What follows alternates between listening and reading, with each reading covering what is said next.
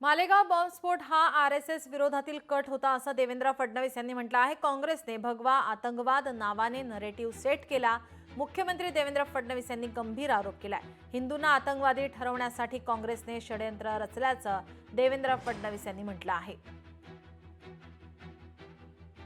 काँग्रेस पक्षाने हे षडयंत्र रचलं, यूपीएने षडयंत्र रचलं आणि हिंदू आतंकवाद, हिंदू टेरर अशा प्रकारचा शब्द कॉइन करून अनेक लोकांना पकडलं।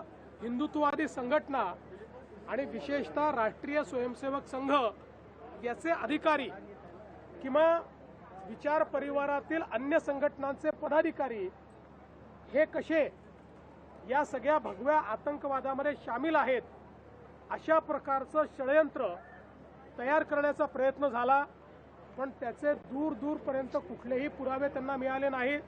त्यावेळच्या देशातल्या सरकारने आणि राज्यातल्या सरकारने हिंदूंना आतंकवादी ठरवून हिंदू संघटनांना बॅन करण्याकरता, हिंदू संघटनांना संपवण्याकरता एक प्रयत्न उभा केला होता, हे यातनं लक्षात येतं। लोकशाही मराठी ऐका, पहा, जागरूक रहा।